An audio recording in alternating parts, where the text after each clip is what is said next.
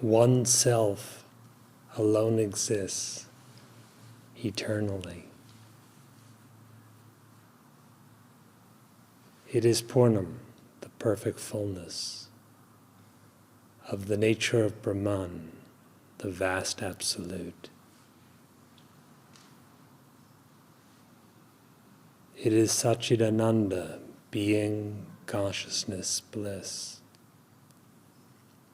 Unborn, endless, indestructible.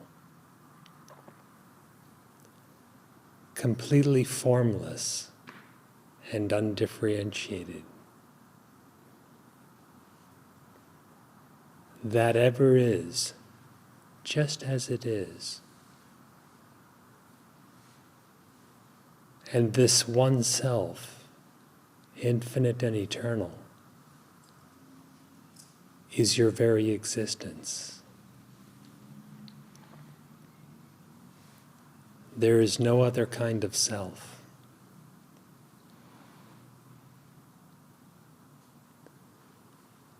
It cannot be lost. It cannot be attained. It is. And there is no one existing separate from that to miss it or to grasp it.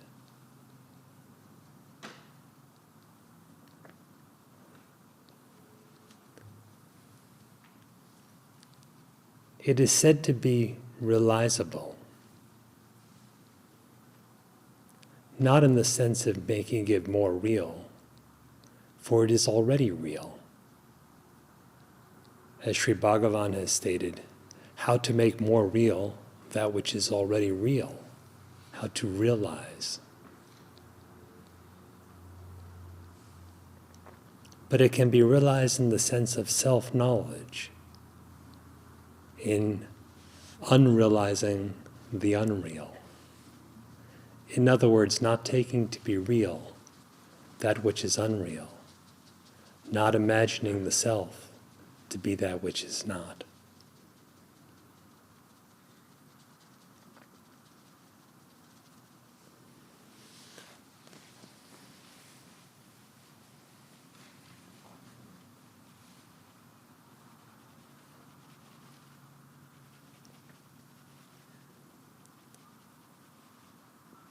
To realize the self is to abide in that as that itself, with no differentiation.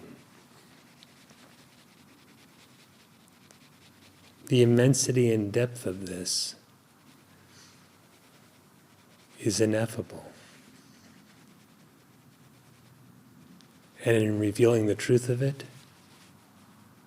silence is most eloquent, as in the case of the Maharshi, and in ancient days, Dakshinamurti.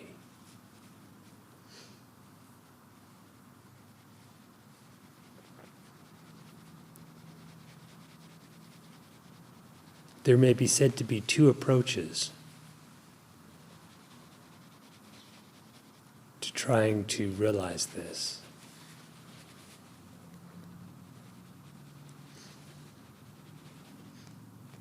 One is to try to bring this vastness within the context of the present conceiving mind. This is not recommended because that's the way samsara is caused. The other is to dissolve that very mind and absorbing the truth by being absorbed in it.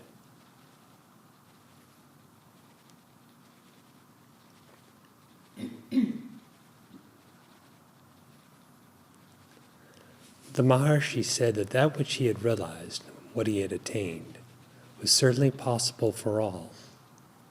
For it is the same self, as the Gita says, that dwells in the hearts of all. There not being a multiplicity of selves. A multiplicity of selves is an illusion born of imagination.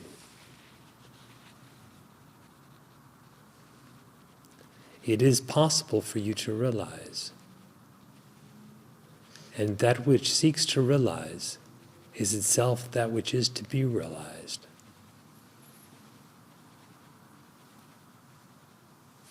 Sat-Cit-Ananda, being consciousness bliss. It is possible for you to abide as being, for being is your very existence, apart from which there is no other existence. All that is required is a profound inquiry to know your own existence as it is.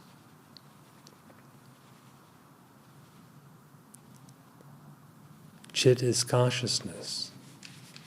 It is possible to abide as that infinite, space-like consciousness, always. For that indeed is the only consciousness that actually is. Ananda is bliss. It is possible to abide in the fullness of bliss, for happiness is undoubtedly within, and within is the self, which is yourself truly. Again, what is required is an inquiry to know that which is within, to know yourself.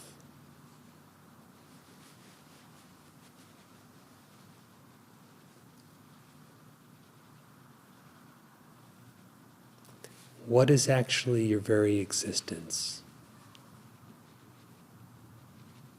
It cannot be that which appears and disappears, gross or subtle. What actually is your very consciousness? It cannot be anything perceived or conceived. Relinquishing such from your sense of identity, what remains? Certainly not a body. Certainly nothing of the senses. And not anything conceived in thought, the mind. What remains? Unrealize the unreal. That is, cease to regard as yourself that which yourself cannot possibly actually be.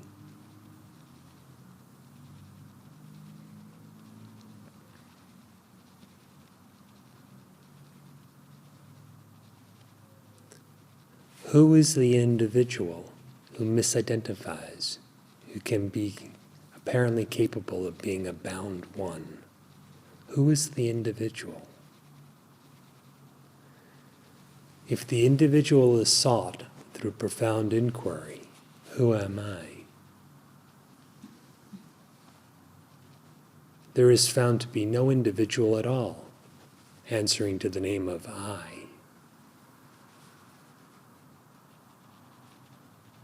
All that is found to exist is that vast being consciousness bliss, without beginning and without end.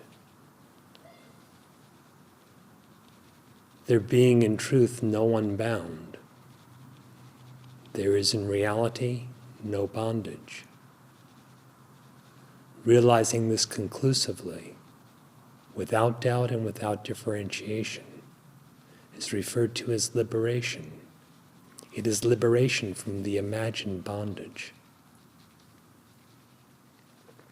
Certainly this is possible. Certainly you can accomplish this.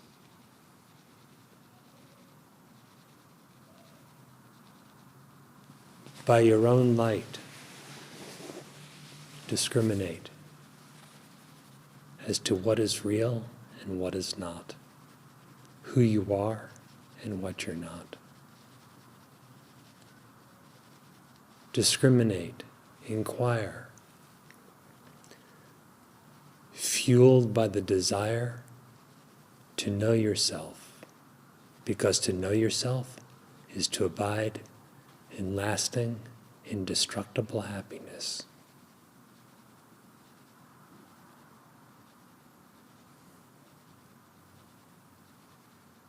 Inquire. You cannot be simultaneously the eternal, the immortal, and the transient, the non-objective and the objective, the motionless and that which is subject to activity, the undifferentiated and the individualized. Inquire. The nature of your existence is always the same. The self never changes its nature. What is that unchanging nature in you?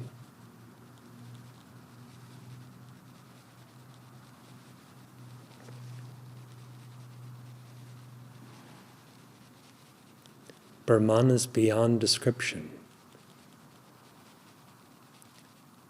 Yet the Vedas have declared Tattvamasi, that you are. That is Brahman, the real self. Who is the you that is that? Only the real self. As for the are part, in you are that, it is self-evident.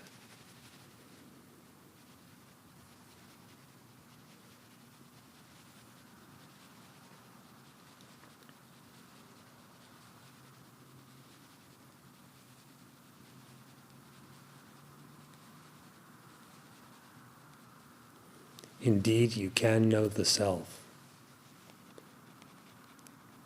and repose in the innate state.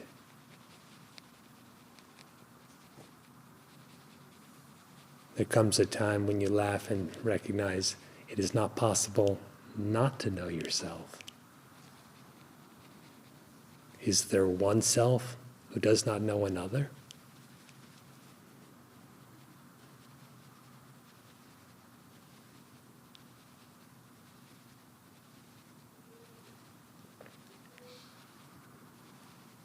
Bodiless, mind transcendent, egoless, you are. Realize this at heart, and you will remain naturally happy, at peace.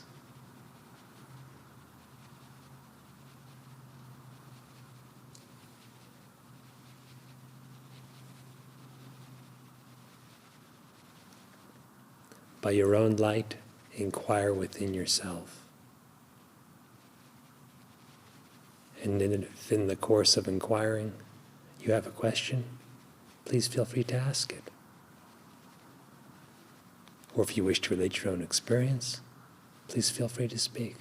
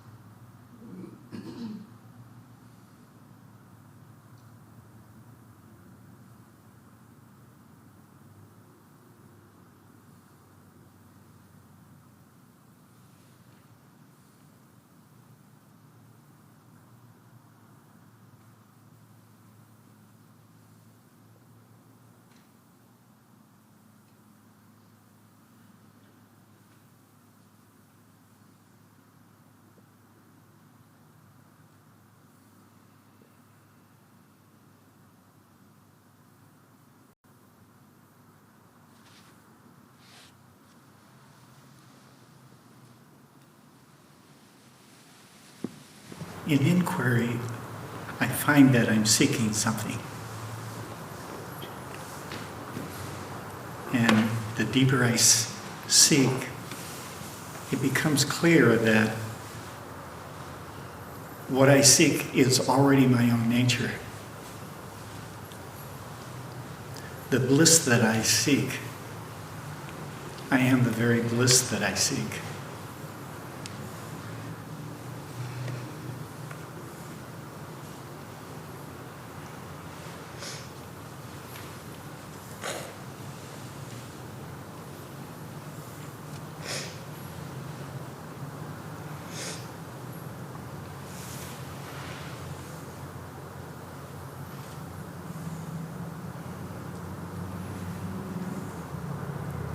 So the seeking and what's sought just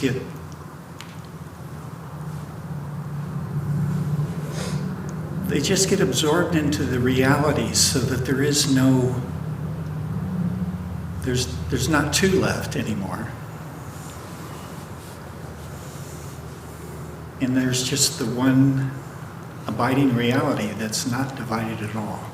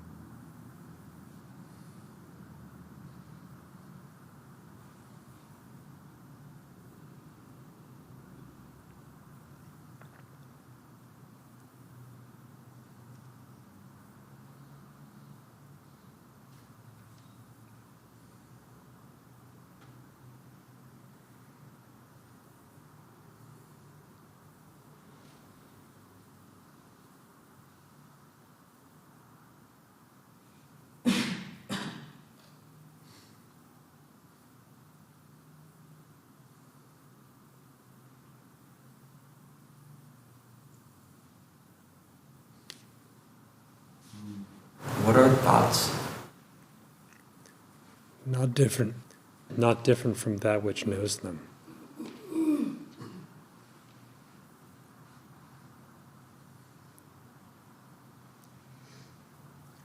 How do you know you have thoughts?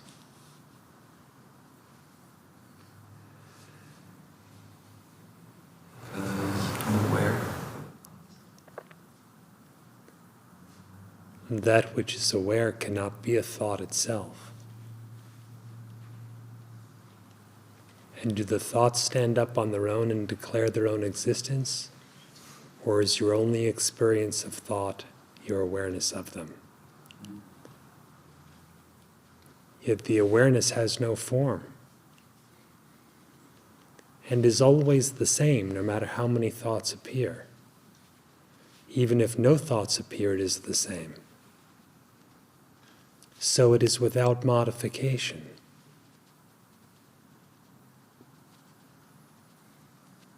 If the significance of this is truly realized, you will know that thought is utterly non-existent.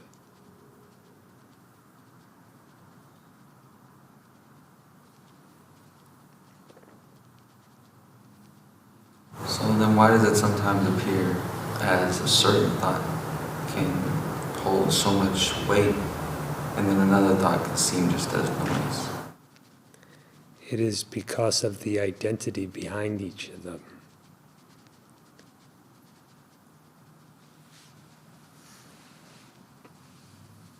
Thoughts proceed, or the form of thoughts proceed, from the identification you define yourself as. Whatever you lend your identity to, your existence, your reality to, or more externally, your happiness to, that seems vivid, that seems to have more weight. So then it's just like a belief. So what is the root of belief? Where does it come from? It's like a thought itself. Yes, but even if there's no thought, there's still belief. Only it's not belief in something.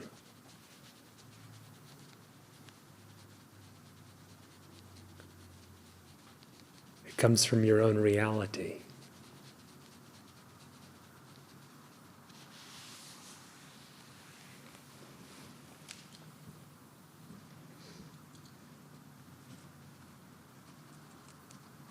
So consciousness is the same as awareness?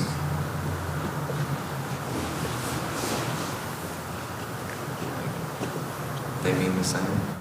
Well, as we are speaking of them now, commonly people say, I am aware of something. It is consciousness plus the notion of an object.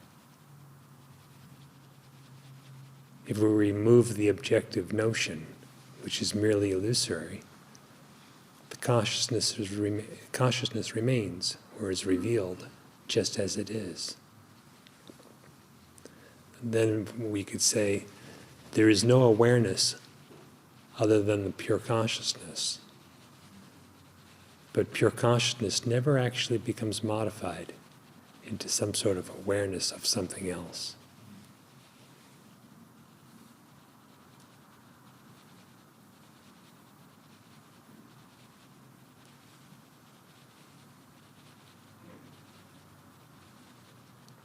When you are aware of something, does the something exist outside of the awareness?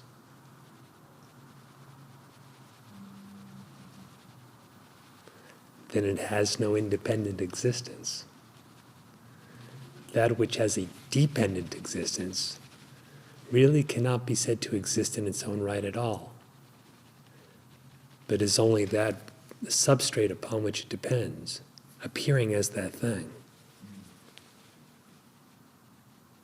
Trace the substrate in your own experience.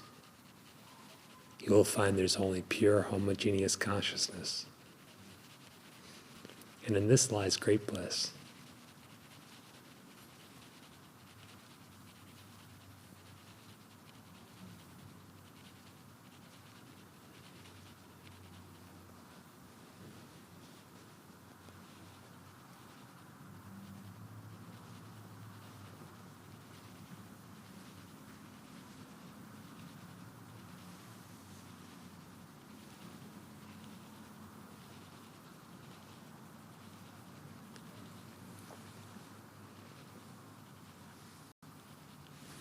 Thank you, Master. When graced with an exposition of truth, as we are in your discourse, there's one kind of simple contemplation that I enjoy, and then I also wanted to briefly share a kind of a memory that was always important to me in the early part of my life. But the contemplation is that if I take as real everything that the sage says and imagine anything that would seem to have been less than that, contradictory or obstacle by nature, if I could imagine all of that as if it were just collected, it's only like faint claim is that it's something I know. And then I try to fall back on the fact that the knowing is totally consistent with the statement of the sage. So if there was any of that other stuff, it rests on this knowing it, but the knowing is exactly what the sages are talking about. Not knowing that, but just knowing itself. And so it somehow helps me to separate and try to give myself to what has been put forth in that exposition or in that scripture read. It seems very simple, but it feels right to divide it that way.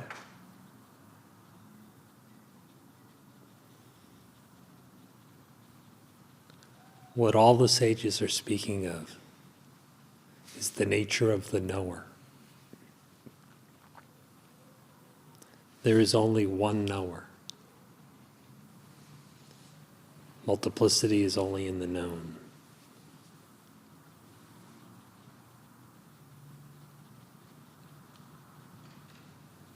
Even all the scriptures are written about you.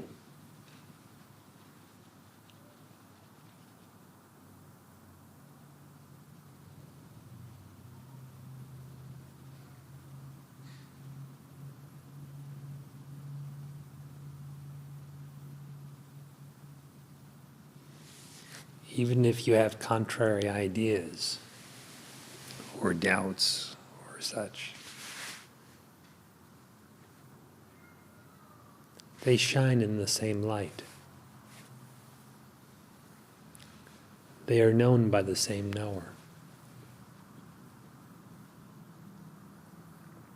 So while you may doubt what can be said, you never doubt the knower in yourself. This is so, that is not so. The knower is constant, and he is beyond doubt. It is the same as your existence. No one ever has a doubt regarding existence.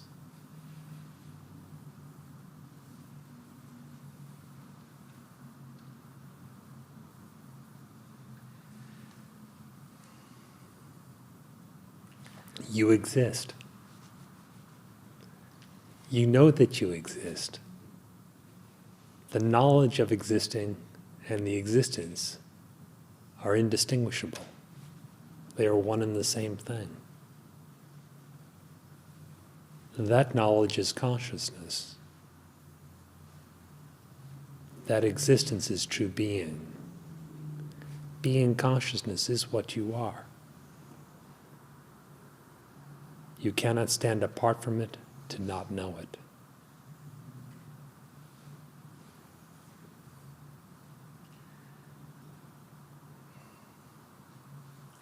It tempts me to share this memory, which I've never ever shared because I never expected any receptivity for it, and for all I care, it could be just pure imagination. But it supported me.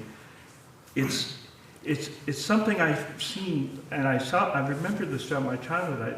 I'd see this scene as if I was viewing it, and it's a particular details that are supposedly, early life details of a plastic inflatable swimming pool with water and a new little toy sailboat.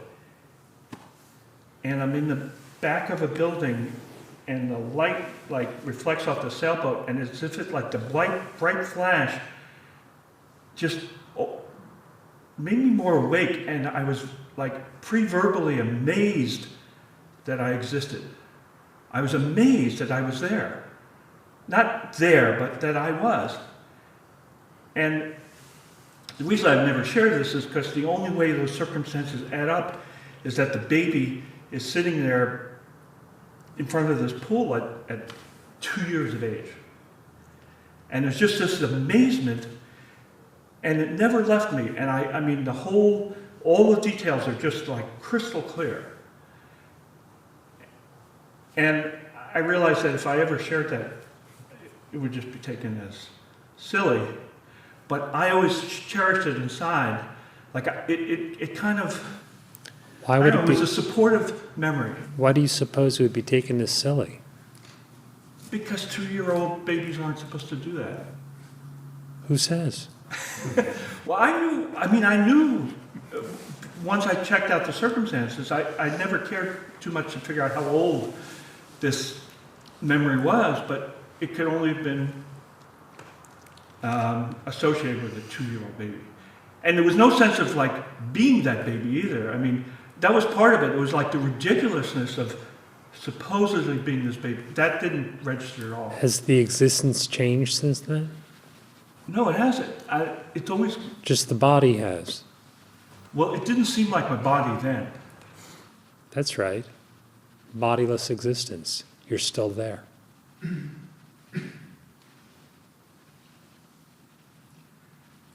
Yeah, it seems like no time has passed. Time is of the mind and of the body. The existence is mind-free and bodiless. The wondrous existence still is.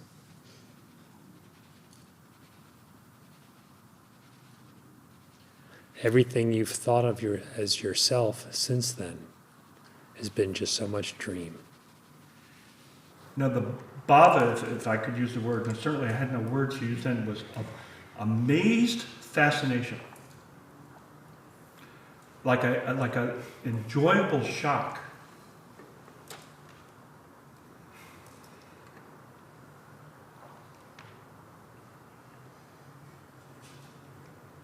So what could be silly about that? It's not, I mean, I love it.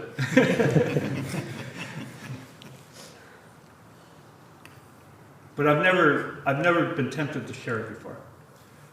Just by, I guess, insufficient confidence in the ears that would hear it. That's why it's not worthwhile to follow the trait that developed later about caring about the opinions of others.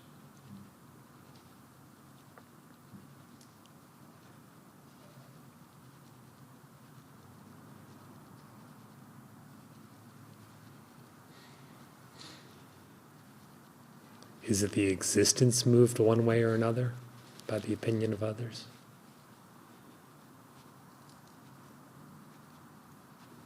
Its wondrousness is self-evident. The memory part of the objective phenomena, what was sense at the time, that is superfluous. The existence is not a product of memory. It is timelessly the case.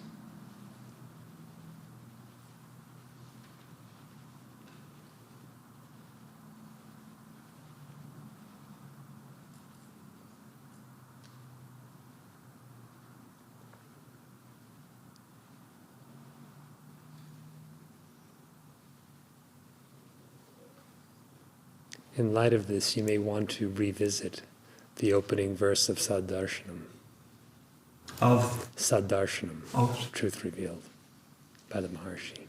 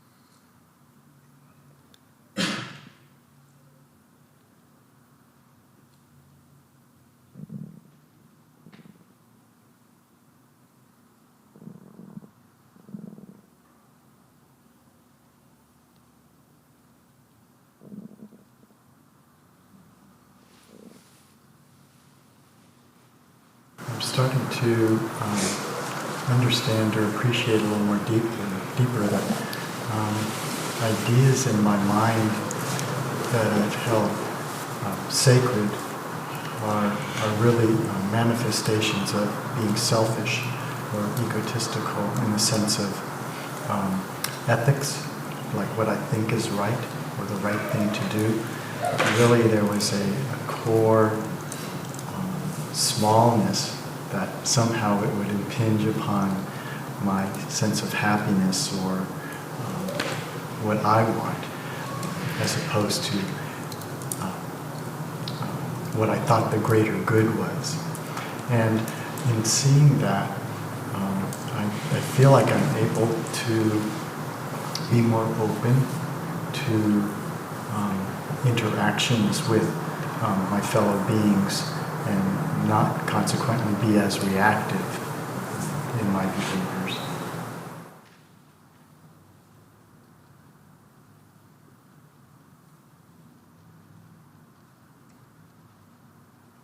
What is it that is truly right, truly good?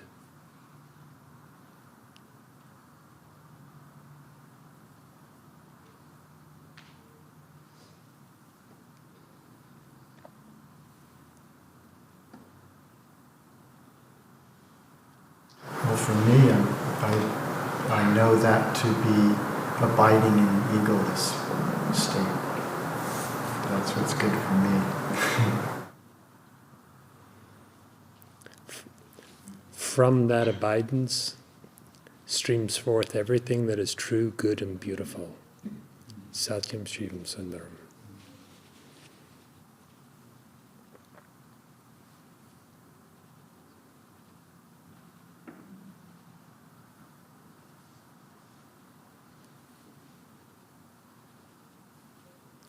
Certainly it is only right to do unto someone else what you would have them do unto you.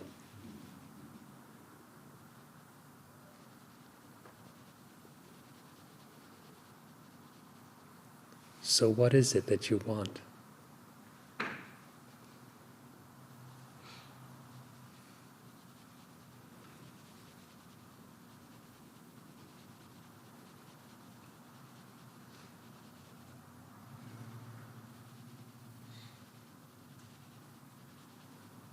I always want to feel free.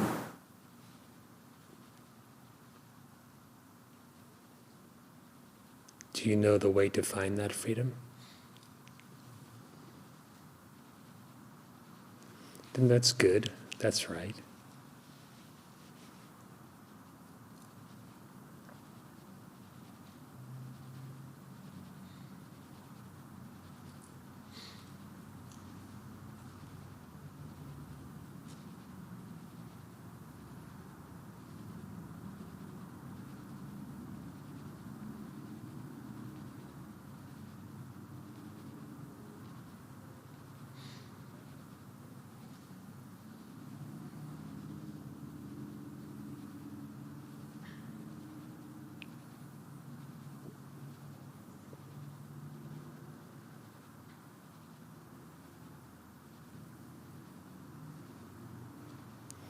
If you would see others, simply see others, as you should see yourself, and truly see yourself, that would suffice.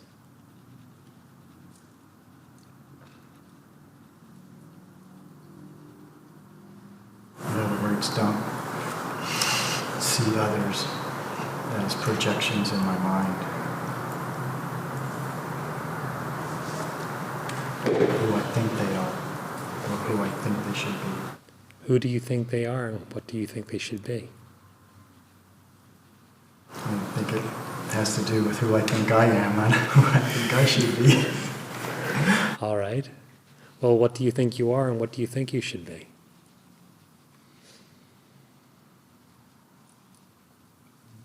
Well, it definitely fluctuates. If I'm inward turned, then I know who I am, and I know what should be.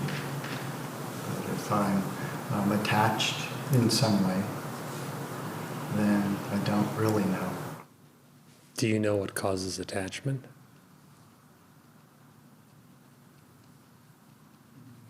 Sometimes I do, and sometimes I don't seem to.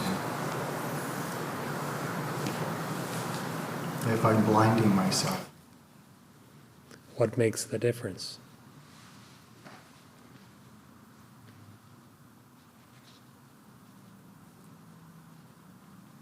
Good question. Because I feel like there's probably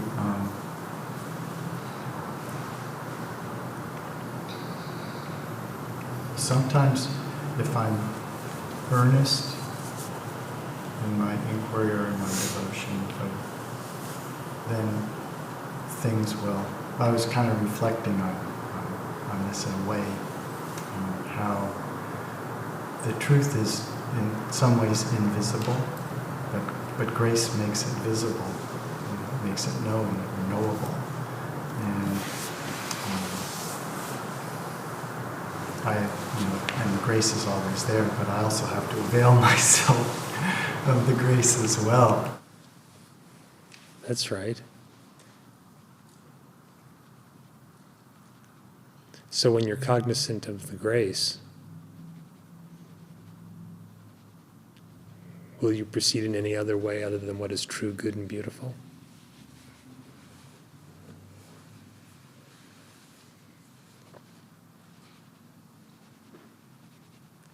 When you know the source of happiness thoroughly, attachment becomes impossible.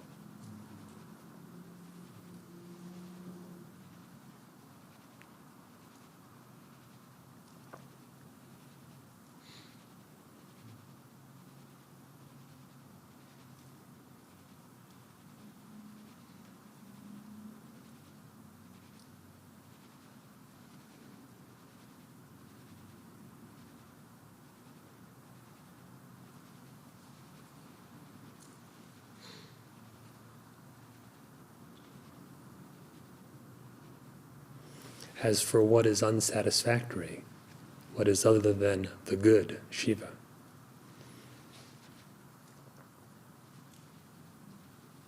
just ensure that you yourself are free of that.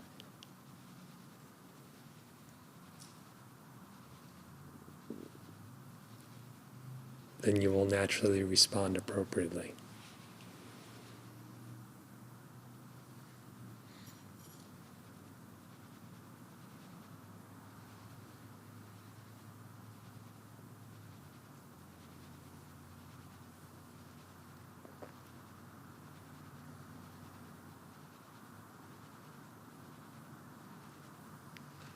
Be free of confusion regarding what's the cause of happiness.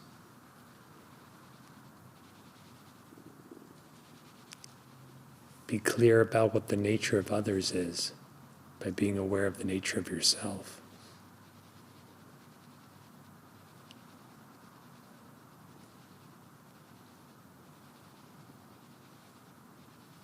And always treat others as you would have them treat you.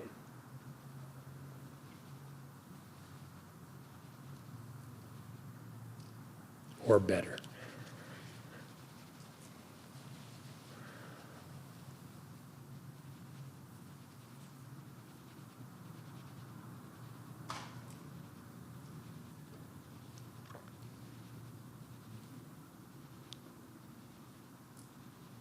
So it is not that there are no ethics.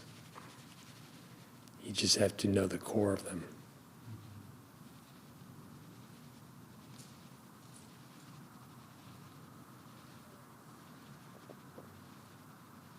Make them pure, have them pure.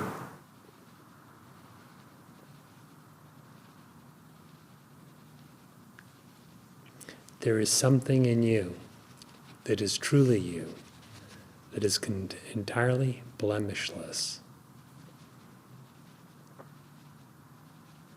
Its stainless nature is beyond taint at any time. Be keenly aware of that.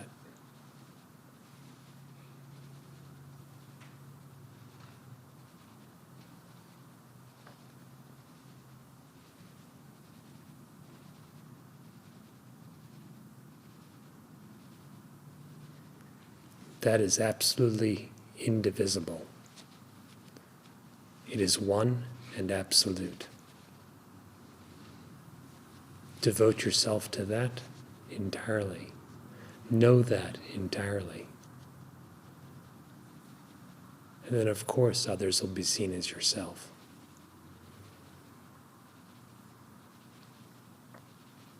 Upon this depends all the ethic.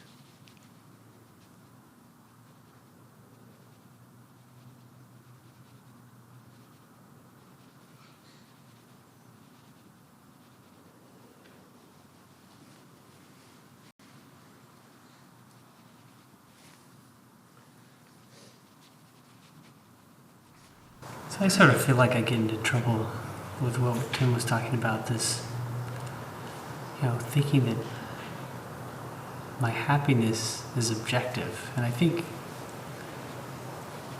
knowing this place of happiness,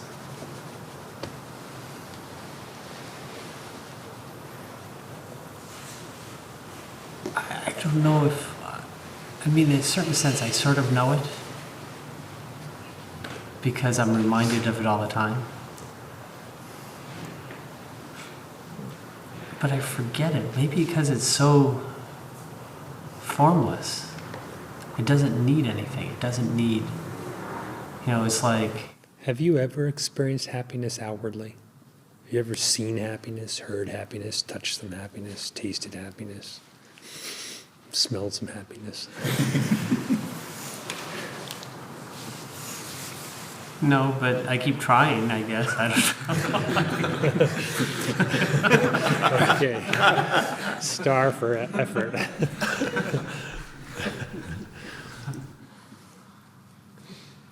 You keep trying because you know something.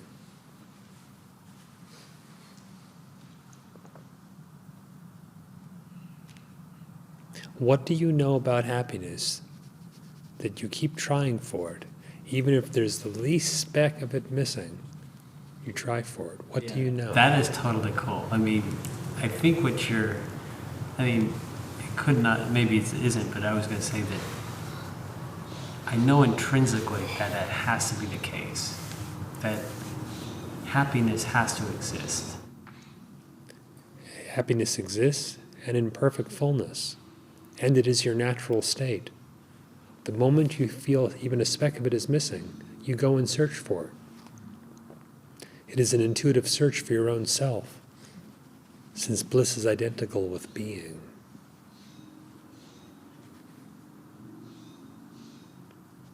The desire for happiness springs up from the depth within. When you experience happiness, it is the withinness itself that shines as happiness. And the place where it shines is also within. Within is not in the body, not in the senses.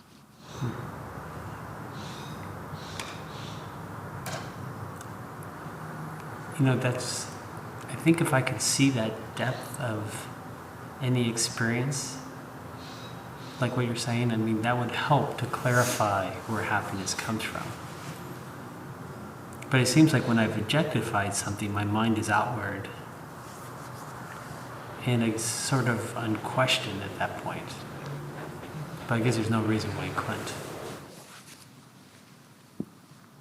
Is there anything obstructing the inquiry? Is there anything preventing you from turning within? Does one have to wait for a certain time or opportunity to turn within? Or aren't you free to do so all the time? You're absolutely free, and you're free to find the freedom.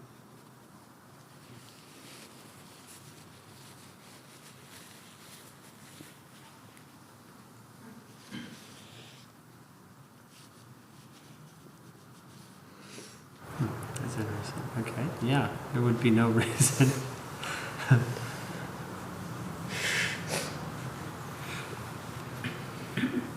Especially since the delivery of the goods has been absent. In other words, the chocolate cake or whatever sitting there, that looks pretty darn good. All right. Chocolate cake can give you a sweet sensation. If you eat too much of it, it can give you another kind of sensation, I suppose. But can it give you happiness?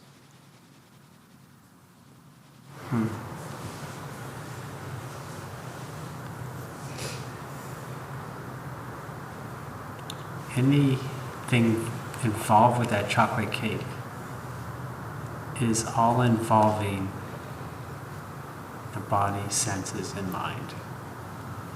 Every single aspect. However, what you're saying earlier is that there's another aspect that is shining in that experience. It's just that I'm not looking. If you eat some chocolate cake in your dream and you feel happy about it, where does the happiness come from? Yeah. Definitely not from the chocolate cake. It's just like that in the present waking state, which is only another dream.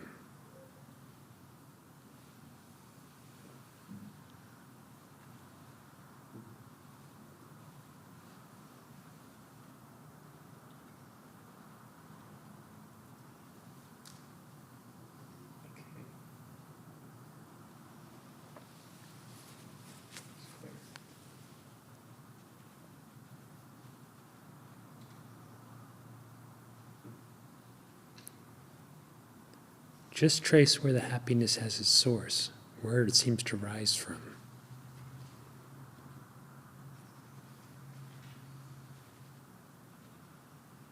It's definitely not the body. I mean, I should say definitely because I get confused and snookered all the time.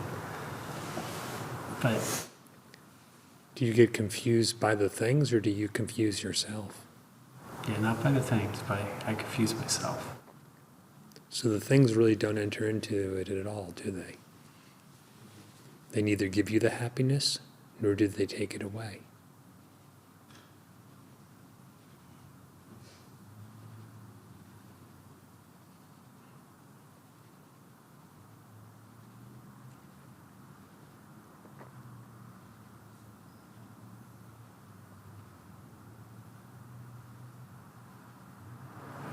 Yeah.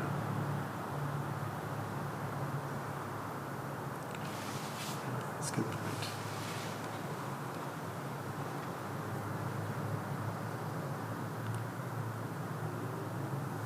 It's me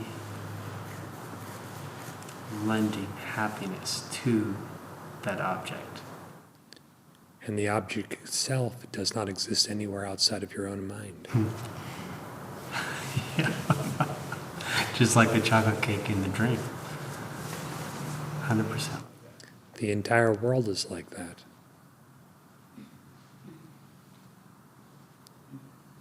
If the world is within the mind, in what is the mind?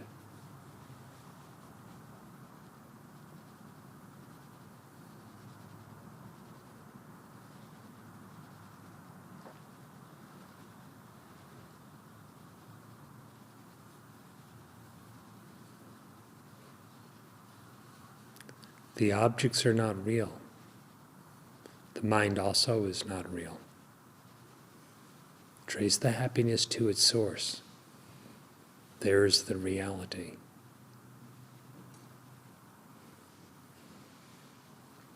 The consciousness that knows the happiness is the happiness. It is your own being, which is nothing that appears in this waking state, and nothing that appears in the dream state either.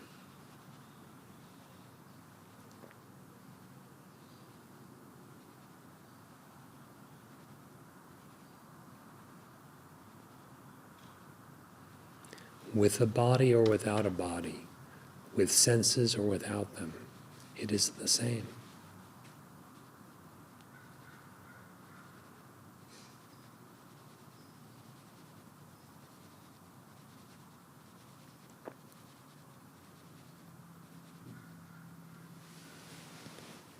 Knowing yourself to be that, what does it matter if there's chocolate cake or not?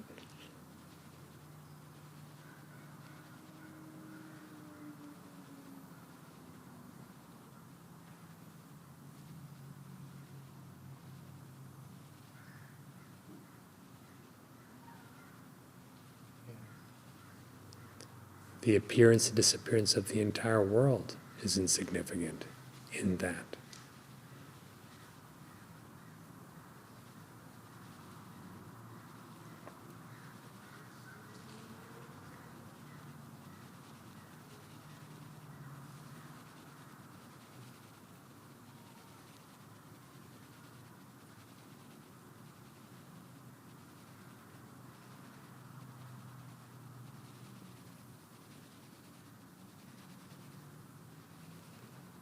Just like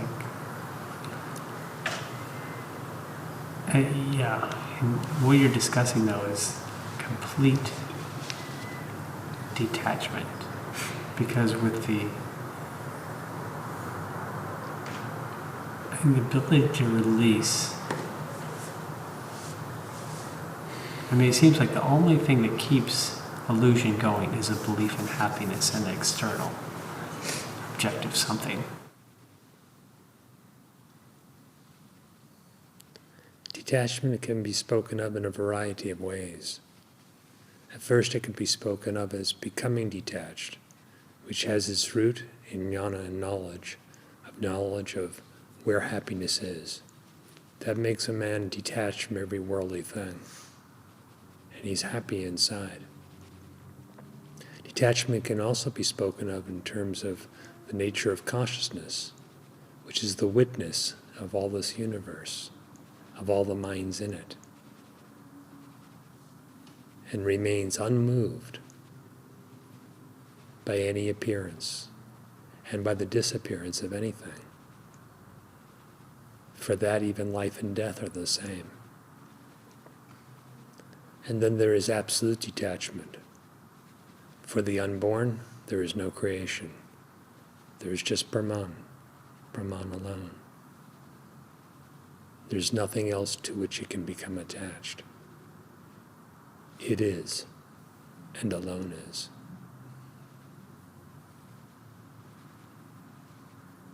One who proceeds with the beginning winds up at the end.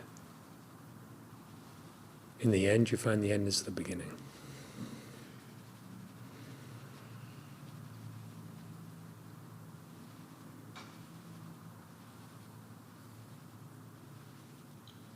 So proceed to consciousness, and that will take you to that birthless. That's what I assume from what you were describing.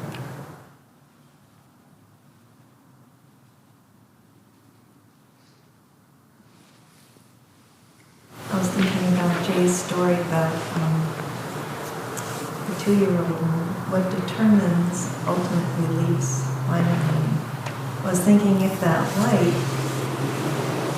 which is the same and the changeless and utterly as brilliant as a 2-year-old would see it as now, what would have, and in a 2-year-old with even less thoughts, way far less than we might have as adults, what prevented the 2-year-old from waking up just like that from the brilliance of that light?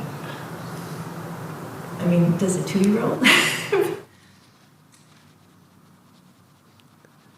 The question is good, but supposes that there are existent individuals, some who are not awake and some who are awake. That is, some who are unenlightened to their nature, and some who are enlightened to their nature. But self-realization is characterized by the knowledge that there has never been an individual. Individuals don't wake up to spiritual truth. You wake up from the dream of individuality. Leave that behind. Why wouldn't that have happened for that little 2-year-old? I mean, The idea of happening is, to be free of that, to have that veil. the idea of it happening or an occurrence is based on the same illusion as the individual again. What was to happen and for whom?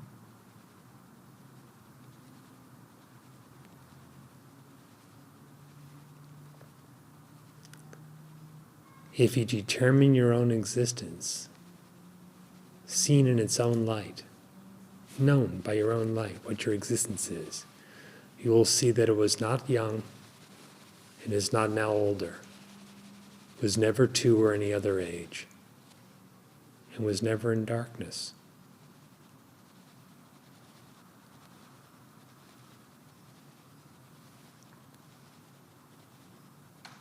The idea of another state, other than the reality, is an illusion. But when we attempt to know the illusion for what it is, it vanishes because it is utterly unreal.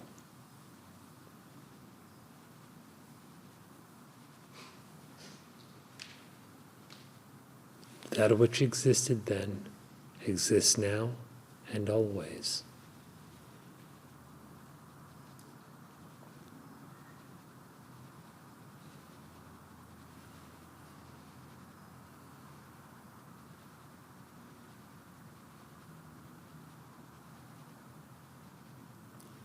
If you want the question answered at the level at which it is asked, which is not the final answer, it must be said, depth of inquiry, depth of knowledge of oneself makes the difference.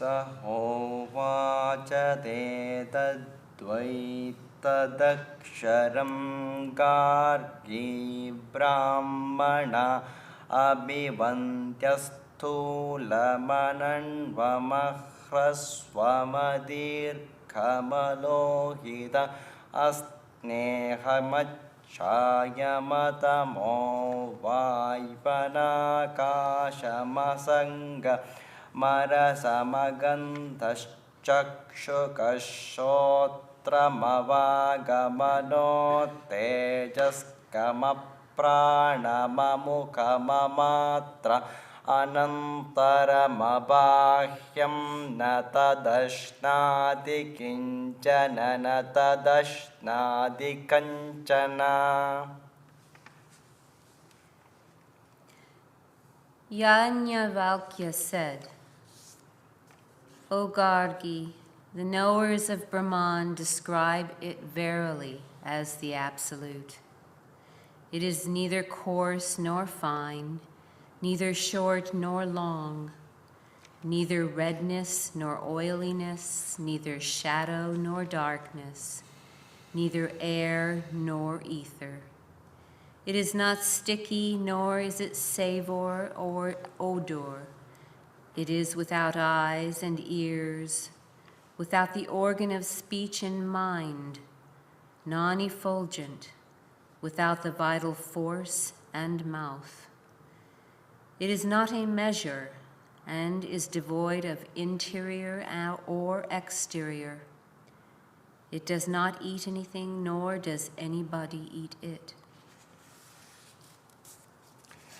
Yo va etadaksharam gargyavidittvasmin loke juhoti yajate tapastapyate bahuni varshasahasranyantavadevasya tadbhavati yo va etadaksharam gargyavidittvasmin Tvasman lokat paiti sakripanodaya edadaksharam gargi viditvasman lokat praiti sa brahmanaha.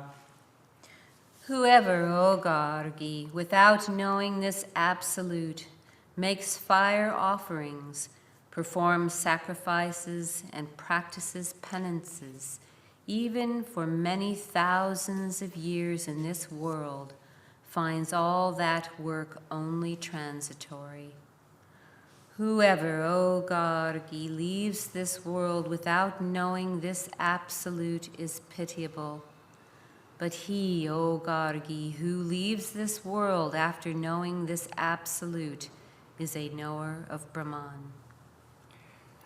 Tadva etadaksharam gargyadrishtam drishtasrutakam srotramatam mantra vijñatam vijñatrananyatadosti drashtra nanyadadosti shrotra nanyadadosti mantra nanyadadosti vijñatre tasminnukhalvakshare gargyakasha otascha protascheti. Verily, this absolute, O Gargi, is never seen, but is the seer.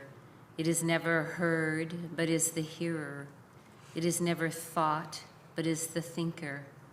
It is never known, but is the knower. There is no other seer than it. There is no other hearer than it. There is no other thinker than it. There is no other knower than it. This verily absolute, O Gargi, pervades the unmanifested ether. Pranasya pranamuda chakshusha chakshuruda shrotrasya shrotram manaso ye mano viduhu te nichishchakyur brahma puranamagrayam. Those who have known the vital force of the vital force, the eye of the eye, the ear of the ear, and the mind of the mind, have realized with certainty the eternal primordial Brahman. Manasevanudrashtavyam nehananasti kinchana mrityoho samrityomapnodi ya iha naneva pashyati. Brahman is to be known by the mind in accordance with the instructions of a teacher. There is no diversity whatsoever in it.